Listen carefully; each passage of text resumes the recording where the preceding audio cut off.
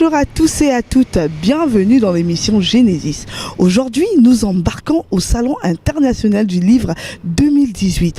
Plus de 1200 exposants ont accueilli 300 auteurs pour dédicacer, échanger, parler autour du livre. En tout cas, les amoureux de la culture, les amoureux du livre se sont retrouvés. Là, vous êtes prêts? Allons-y.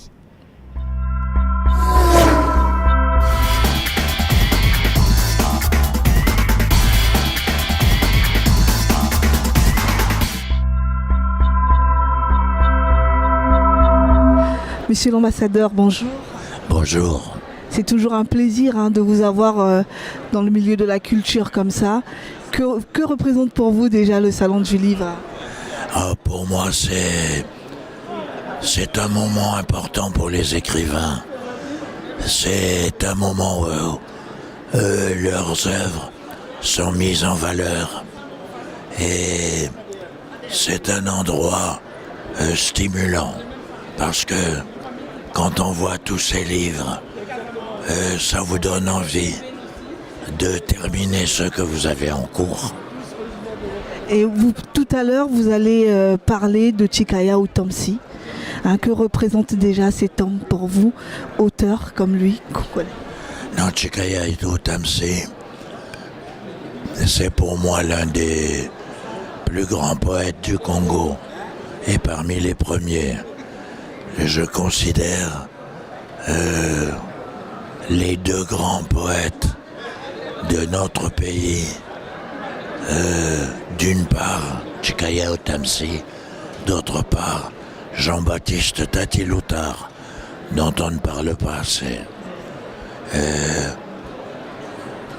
Chikaya Utamsi était en plus un ami pas toujours facile, mais je le mets bien fondamentalement parce que il secouait un peu le cocotier.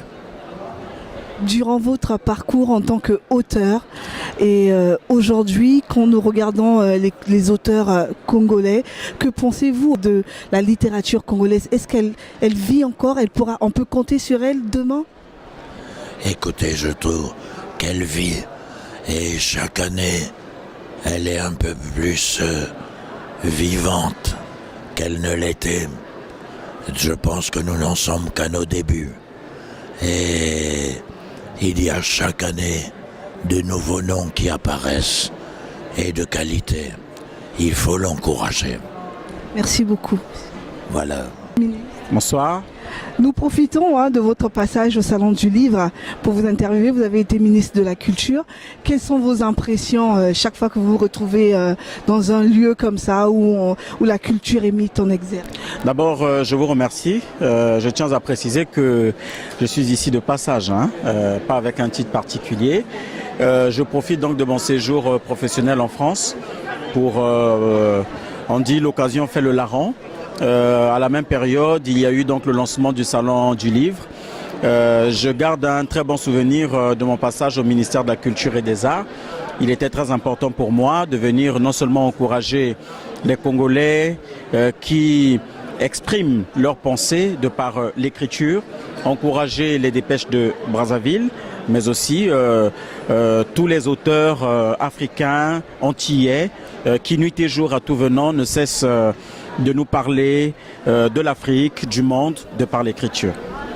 Pourrait-on compter sur la culture congolaise, sur notre culture à nous, sur nos auteurs, nos artistes? Bien sûr que oui. Il faut avoir l'honnêteté intellectuelle de dire que le gouvernement travaille pour que des moyens conséquents, la culture a besoin de moyens conséquents pour évoluer, pour avancer. Et je suis convaincu que le président de la République, avec l'ensemble du gouvernement, travaille, fait le nécessaire pour qu'on ait un fonds de soutien pour les éditeurs et que la culture dans son ensemble soit développée dans tous ses compartiments. Merci, monsieur le ministre. Merci beaucoup. Bonjour, monsieur Chikaya. Bonjour. C'est un plaisir de vous avoir aujourd'hui sur notre plateau à Diac TV. Est-ce que vous pouvez vous présenter en quelques mots? Alors en quelques mots, avant de me présenter, je vous félicite Bonne chance à votre nouvelle structure. L'Afrique, comme le monde, a besoin de structures en tout cas supplémentaires de qualité. Donc je suis Jean-Claude Félix Ochikaya. Je fais de la politique, de la géopolitique, de la géostratégie, de la sociologie aussi. Et je travaille aussi sur des analyses littéraires. Notamment, j'ai fait un mémoire sur mon oncle. Je suis le fils du petit frère sur mon oncle Chikaya Otamsi, donc Félix Chikaya Gérald. Justement, nous vous voyons aujourd'hui au Salon du Livre. Il y a une table ronde autour de la personne de Chikaya Otamsi. Vous l'avez connu? Oui, je l'ai connu. D'ailleurs, ça a été une de mes inspirations. J'allais souvent le voir à l'UNESCO. Il me parlait de ses ouvrages qui étaient en préparation, ceux qui étaient déjà sortis. Je rencontrais ses collègues prestigieux à l'intérieur de l'UNESCO et à l'extérieur. Et en fait, tout en étant objectif, hein, c'est parce qu'on porte le même nom, mais je le trouvais très avant-gardiste et parfois même un petit peu en avance. Et c'est pour cela que je pense que ça a été une inspiration. Et si je fais de la géopolitique, je lui dois aussi. Je le dois à mon père et aussi à lui et à mon grand-père. C'est-à-dire sur avoir une vision du monde. Et si on veut apporter au monde, il faut essayer d'être avant-gardiste. Après, de toutes les manières, lui, ça a été sur le plan poétique, sur le temps du roman, sur le plan culturel au sens large. Il avait une vision, il l'offrait à l'Afrique, au monde. Par l'intermédiaire de l'UNESCO aussi, en mettant donc l'éducation au cœur de son application professionnelle. Et je me rappellerai toujours d'une de ces phrases que j'ai lues et qui pour moi est restée dans ma conscience personnelle et intellectuelle, c'est il faut appartenir au monde qu'on fait et pas celui qu'on a fait pour vous. Et c'était pas pour botter une ou une autre génération, c'était chaque génération. Il y a un moment où les générations sont au cœur d'une société et elles se doivent de construire une société qui soit en phase avec ce qui conviendrait à toutes les aspirations et comment nourrir les aspirations et que chacun soit protagoniste de ce nouveau monde, par exemple, ou de ce nouvelle Afrique, ou de ce nouveau Congo, et de manière renouvelée, c'est-à-dire qu'il n'y a pas d'identité fixe. Donc c'est assez exaltant sur le plan intellectuel. Vous faisiez beaucoup de conférences. Oui, alors je fais beaucoup de conférences et donc de mes conférences et plusieurs écrits, je vais en sortir 2 ouvrages. Voilà, c'est un peu un roman géopolitique de l'Afrique. Et bien sûr, en géopolitique, les frontières, on fait le mur. Il n'y a pas de, vous voyez, on parle souvent du terrorisme qui se joue des frontières, mais le positif aussi peuvent se jouer des frontières, tout en respectant, mais en disant que voilà, la nouvelle entreprise du monde, au sens entrepreneurial, pas seulement économique, mais social, culturel, intellectuel, tous les individus, voilà, ont envie d'aller en avant. Voilà. Ok, en tout cas, merci, Monsieur Chikaya. Je vous en prie, c'est moi qui vous remercie et puis bonne vie à votre nouvelle structure. Voilà. Bonjour à tous et à toutes. Comme vous le savez, nous sommes ici au Salon du Livre. Nous recevons sur ce plateau Monsieur Schoss. Bonjour, Monsieur Schoss. Bonjour, Vanessa. Madame Bokilo. Bonjour. Bonjour, chère madame. Je vais vous laisser vous présenter, nous parler un peu de la structure de Sœur Marguerite. Alors, je suis le président du Fonds de dotation Sœur Marguerite, qui est l'équivalent d'une fondation, qui aujourd'hui s'occupe de toutes les œuvres que Sœur Marguerite a laissées au Congo et ailleurs, puisque tout ça est né au Congo il y a 40 ans, et maintenant c'est dans plusieurs pays, dont la France et l'Inde, dans lesquels il y a plusieurs écoles. Le Fonds de dotation soutient l'enseignement primaire de la langue française à destination des exclus du système scolaire. Et il y a actuellement 10 écoles au Congo qui sont soutenues et qui accueillent en tout 4500 élèves, dont la plus grande école se situe à Brazzaville, aux côtés du rond-point Lutassi. Et elle accueille elle-même 1600 élèves. Donc c'est vraiment une belle œuvre qui accueille tout le monde, à la fois des adultes, des jeunes déscolarisés, des enfants, et puis des personnes en situation de handicap. La Sœur Marguerite, elle venait souvent nous rendre visite ici au Salon du Livre. Qu'en est-il de sa santé? Comment elle va? Alors elle va bien, elle est tout à fait en forme, mais c'est vrai qu'elle a 92 ans, donc elle se déplace un peu plus difficilement, mais la santé est bonne, l'esprit est là, donc on a beaucoup de chance de pouvoir compter sur ses conseils et sa sagesse au quotidien pour nous aider à continuer cette tâche. Et Madame Bokile, vous pouvez nous parler, vous présenter d'abord pour commencer, nous parler un peu de votre rôle au sein de l'association. Je vous remercie infiniment. Je me présente, Madame Bokilo, Myriam Elouma. Donc, j'ai intégré le fonds de dotation en février 2013 et je suis donc la responsable internationale. Donc, nous mobilisons tout ce qui concerne les appels de fonds matériaux et financiers. Et aujourd'hui, les choses avancent énormément. Et je pense qu'on ne va pas se jeter des fleurs fanées, mais Monsieur Schoss et moi, nous sommes les personnes qu'il faut à la place qu'il faut. Et Sœur Marguerite se porte comme un charme. La preuve en est, on l'a toujours appelée Sœur Courage. Et donc, à ce stade-là, on peut vous rassurer. Et donc, en ce qui concerne la donation, tout se passe bien. On peut toujours compter sur l'association ? Oui, vous pouvez compter les yeux fermés sur l'association. Et donc, au jour d'aujourd'hui, les choses avancent de manière grandiose. Et quels sont les projets de l'association ?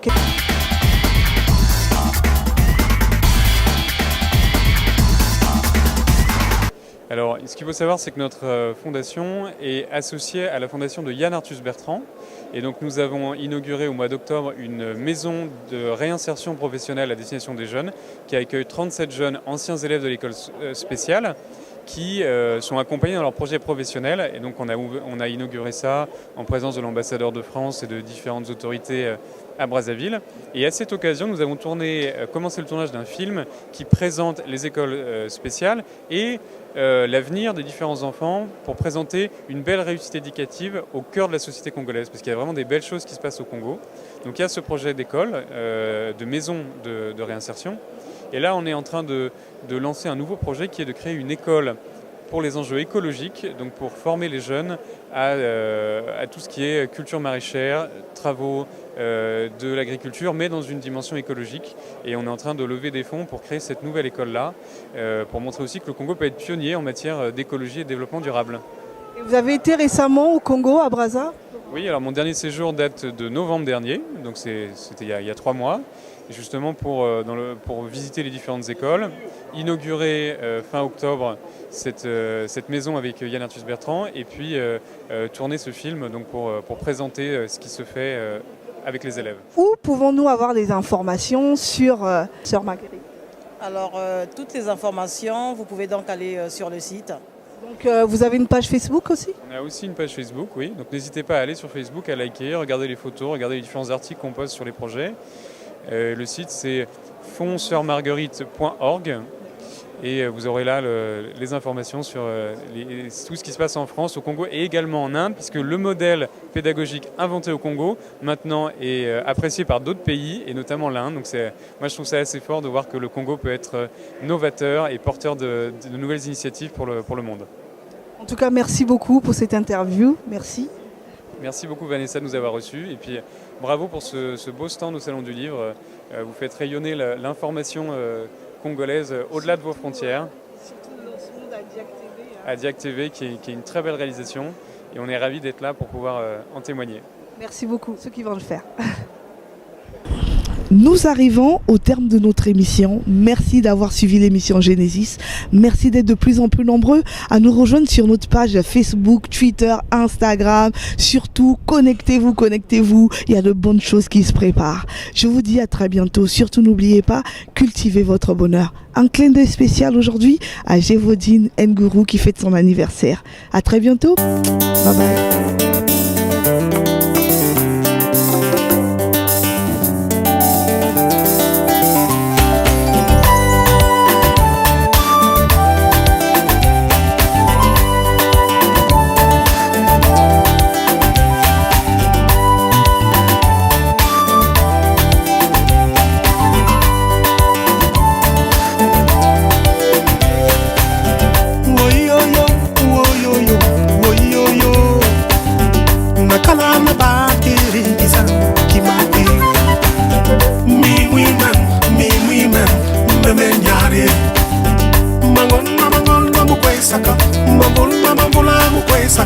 Anisa kulu, Anisa koko, Anisa.